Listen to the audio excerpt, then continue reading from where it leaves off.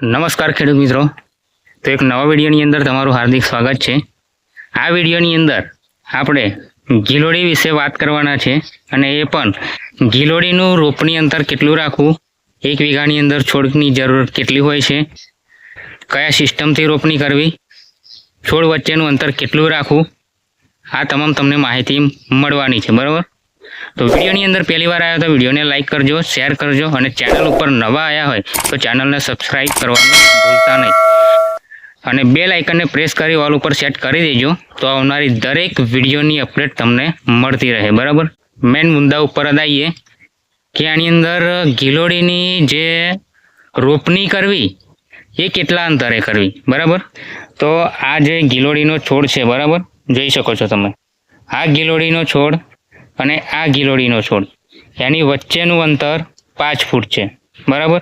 અને આ સાઈડ છે આ ગિલોડીનો છોડ અને આ છોડ એની વચ્ચેનું અંતર 7 ફૂટ છે, એટલે તમે 7 બાય 5 ફૂટના અંતરે પણ રોપણી કરી શકો છો। બીજું અંતર એ છે કે 7 બાય 7ના ગારે તમે રોપી શકો છો, ચારે બાજુ 7નો ગારો અને 7 ફૂટના અંતરે પણ રોપણી કરી શકો છો, બરાબર। ત્રીજું એક અંતર એ છે, એક સાઈડે તમારો ગારો રાખવાનો રહે, 7 ફૂટ રાખો, 5 ફૂટ રાખો કે 8 ફૂટ રાખો, પણ સિંગલ સાઈડ તમે 4 સિસ્ટમથી પણ રોપણી કરી શકો છો। દાખલા તરીકે એક છોડ અહીંયા આગળ છે તો બીજો તમે 3 ફૂટે રોપી શકો, 2 ફૂટે રોપી શકો અને 4 ફૂટે પણ રોપી શકાય।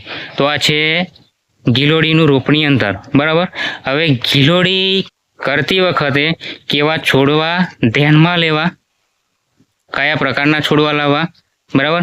તો એની અંદર જે કટકા રોપો છે, કટકા છોડી અને જે નર્સરીની અંદર ટીસ્યુ પ્લાન્ટ મળે છે એની વરણી કરવી, બરાબર। એનો વિકાસ તમારે જલ્દી થશે, ઉત્પાદનમાં સારું રહેશે, વિકાસ સારો રહેશે, બરાબર છે, અને કોઈ પણ પ્રોબ્લેમ આવે નહીં। અને એ તમારે રોપણીના 45 દિવસ એટલે 1.5 મહિને તમારે પ્રોડક્શન આપતું થઈ જશે, એટલે આ તમારે ધ્યાનમાં રાખવાનું છે, બરાબર। પછી ગિલોડીની રોપણી કર્યા પછી ધૂપ વધારે હોય, તમારો તાપ તડકો, તો એની અંદર છોડ સુકાઈ ના જાય, બળી ના જાય, ફેલ ના થાય, એના માટે મોટા પાંદડાવાળા ઝાડ હોય એની ડાળીઓ જોડે લગાવી દેવાની, તો એની અંદર છાવ મળે એને, બરાબર, પ્રોટેક્શન રહે, મતલબ કહેવાનો મતલબ। બીજું, રોપણી પછી તમારે શું કરવાનું, તો એની અંદર ટાઈમે પાણીના ટૂ આપતું રહેવાનું છે, દવાના ટૂ આપતું રહેવાનું છે અને ખોર ખાતર જે એને યોગ્ય હોય એનું ટ્રીટમેન્ટ કરતું રહેવાનું છે। તમારે જો ગિલોડીની તમે ખેતી કરી હોય અને એની અંદર જો બેસ્ટ રિઝલ્ટવાળી જો દવા કોઈ શોધી રહ્યા હોય તો એ આપણી પાસે મળી જવાની છે। હું ફોર્સ નથી કરતો કે તમે આપણી જ દવા વાપરો, પણ આપણી દવામાં કશી કહેવત નહીં આવે, બેસ્ટ રિઝલ્ટ ઓરિએન્ટેડ પ્રોડક્ટ છે, બરાબર છે। એની અંદર મિક્સ માઇક્રો ન્યુટ્રિયન્ટ્સ આવશે, મેક્રો માઇક્રો, એટલે છોડને જોઈતા બધા જ પોષક તત્વો એની અંદર પૂરતા રહેશે, બરાબર। જોઈએ આ છોડવાનું એક ઝલક જોઈ લઈએ તો આની અંદર તમે જોઈ શકો છો વિકાસ, આ નીચેની ફૂટ, ખાસ ધ્યાનમાં એ રાખવાનું કે સિંગલ છોડ નહીં ચડાવવાનો અને આ જે વચ્ચેથી જે શાખાઓ ફૂટે ને, આ બધી જે શાખાઓ એને આપણે કાપી નાખવાની છે, આને ચડાવવાની નથી। એ ક્યાં સુધી નહીં ચડાવવાની કે તો આ તાર સુધી પહોંચે ત્યાં સુધીની બધી જ શાખાઓ એની પીલવણી કહેવાય, એને કાપતું રહેવાનું છે, બરાબર। અને નીચેથી જો આ શાખાઓ ફૂટે, આ જો મેન છોડ છે એનું થડ જાડું છે, પછી આના નીચેથી જો આ શાખા ફૂટી તો કેટલી ચડાયેલી છે, તો 1 2 3 અને આ 4 અને આ મેન 5મી, એટલે 5 છોડ ચડાયેલા છે નીચેથી, નીચેના ફૂટના જોઈ શકો છો તમે, બરાબર। તો આ ખાસ ધ્યાન રાખવાનું છે। 3 થી 4 5 છોડ એટલા માટે ચડાવવાના કે જો એકાદ વેલો તૂટી બૂટી ગયો તો બીજો તમારે કામ લાગે, એની અંદર પ્રોડક્શન બંધ ના થાય।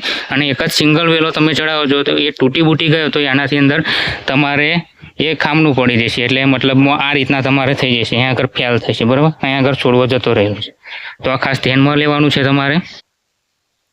બીજું તો ઘણા ખેડૂત મિત્રોનો કોલ આવે છે ને જ્યાં રોપણી વિશેનું જે અમને તકલીફ પડતી હોય તે કયા અંતરે રોપણી કરવી અને વીઘાની અંદર કેટલા છોડવા જોઈએ, કેટલા છોડવાની જરૂર હોય, એ બધા પ્રોબ્લેમ આવે છે। તો 1 વીઘાની રોપણી તમે કરો 7 બાય 7ના અંતરે તો 400 છોડની જરૂર પડે, બરાબર। બીજું તો જ્યાં તમે અંતર રાખો છો એની અંતર તમારે ગણી લેવાનું આ જે વચ્ચે થાંભલા આવે બરાબર, એક થાંભલે જો ફૂટનો ગારો રાખો અને થાંભલેથી થાંભલે તમે રોપણી કરો તો એની અંદર આ એક છોડવો ગણાય, આ બે, બરાબર. એટલું અંતર વાઇઝ તમે જો રોપણી કરતા હોય તો એ તમારે ખુદ પોતે ગણતરી કરીને છોડ લેવાના, બરાબર છે.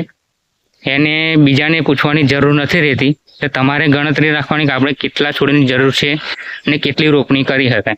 બીજું તો જે લાઈનવાળી સિસ્ટમ મેં બતાવી તે ઉત્તમ કહેવાય છે, બરાબર. એની અંદર પ્રોડક્શન પણ વધારે નીકળે છે અને તમારે પ્રોફિટ પણ વધારે થાય છે, બરાબર. બીજું કે આની અંદર જો તમારે ગિલોડીના છોડ પીળા પડતા હોય, વિકાસ ના થતો હોય, ઉત્પાદન ના મળતું હોય, ગિલોડા વાંકા નાના થઈ જતા હોય, પ્રોડક્શન ના મળતું હોય સારું, ગિલોડીની વાડી પીળી પડતી હોય, જીવાતનો પ્રોબ્લેમ આવી જતો હોય, ફંગસનો પ્રોબ્લેમ આવી જતો હોય, ગિલોડીના છોડના મૂળની અંદર જો ગોઠો પડી જતી હોય, ઊંધિયો આવી જતી હોય, બફારો આવી જતો હોય, કોવારો આવી જતો હોય, કોઈ પણ જાતનો જો પ્રોબ્લેમ હોય તો અચૂકથી મારો સંપર્ક તમે કરી શકો છો. આપણે ઓર્ગેનિક દવાના ટ્રીટમેન્ટથી એની અંદર જોરદાર રિઝલ્ટ મેળવી આપીશું.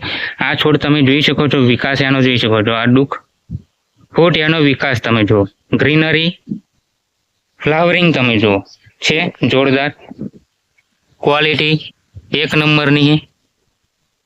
મલ્ચિંગ પેપર અને ડ્રીપ સિસ્ટમ ત્યાં ખેતી કરેલી છે. એક એક વેલાની તમે ચકાસણી કરી જુઓ, જોરદાર રિઝલ્ટ છે. એક નંબરની વાડી છે. વાડી મંડપ સુધી પહોંચવાય તારે અડી ગઈ છે, તમે જોઈ શકો છો. કોઈ જાતનો પ્રોબ્લેમ છે નહીં. ઘણા ખેડૂત મિત્રોના એવા પણ પ્રશ્નો હોય છે કે ગિલોડીની રોપણી ક્યારે કરવી, કયા સિઝનમાં કરવી, કયા મહિનાની અંદર કરવી. તો જે પોલિથીનની કોથળીમાં નર્સરીમાં જે પ્લાન્ટ મળે છે એની 12 માસ રોપણી થાય અને 12 માસ રોપણી થઈ પણ શકે છે, બરાબર છે. એની અંદર જે ટાઈમે તમે રોપો એની અંદર એ ટાઈમના સમયગાળાને વાતાવરણને ધ્યાનમાં લઈને એ રીતના ટ્રીટમેન્ટ કરવાની રહે, બરાબર. જો તાપ તડકો વરસાદને બધું વધારે હોય તો એના રિલેટેડ જે ટ્રીટમેન્ટ કરવાની હોય છે એ ટ્રીટમેન્ટ કરતું રહેવાનું છે.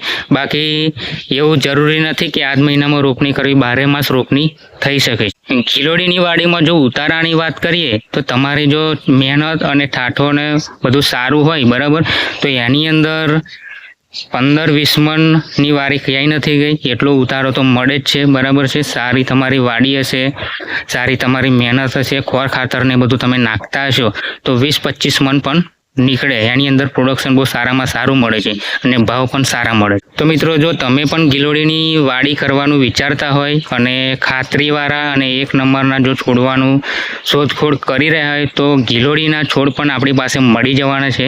ખાતરીવાળા મળવાના છે, કોઈ પણ જાતની કહેવત આવે નહીં, એક નંબરના છોડ રહેશે. તમે ઓકલી ગિલોડી કરતા હોય કે દેશી ગિલોડી કરતા હોય, બંને પ્રકારના છોડ આપણી પાસે અવેલેબલ છે, બરાબર છે. અત્યારે તો હાલમાં જ છે, કટિંગ બટિંગ બધું નાખેલું જ છે. 3-4 દિવસની અંદર તમને મળી જશે એ છોડ. તમારે જો જોઈતા હોય તો મળી જવાના છે આપણી પાસે. એક નંબરના અને ખાતરીવાળા રહેશે. જોઈ શકો છો આ વાડી તમે જુઓ, આ વાડીની એક ઝલક તમને બતાવી દો. આ વિકાસ જોઈ શકો છો, ગિલોડીની અંદર જોરદાર વિકાસ છે, બરાબર. આખી વાડીની અંદર તમે જોઈ શકો છો એક છોડ જોરદાર છે, દમદાર છે, કોઈ જાતનો પ્રોબ્લેમ નથી, બરાબર. અંદર મલ્ચિંગ પેપર નાખેલું છે એટલે સાઈડમાં ભીંડાની પણ રોપણી કરેલી છે એટલે બંને પાક લઈ શકાય એ રીતના આયોજન કરેલું છે. આખી વાડીની અંદર જોરદાર. તો મળીએ એક નેક્સ્ટ વિડીયોમાં. જો ગિલોડીની ખેતી વિશે કોઈ પણ સમસ્યા આવે, કોઈ પણ માહિતીની જરૂર હોય તો અચૂકથી મારો સંપર્ક કરી શકો છો. Okay, thank you so much. જય હિન્દ, જય ભારત.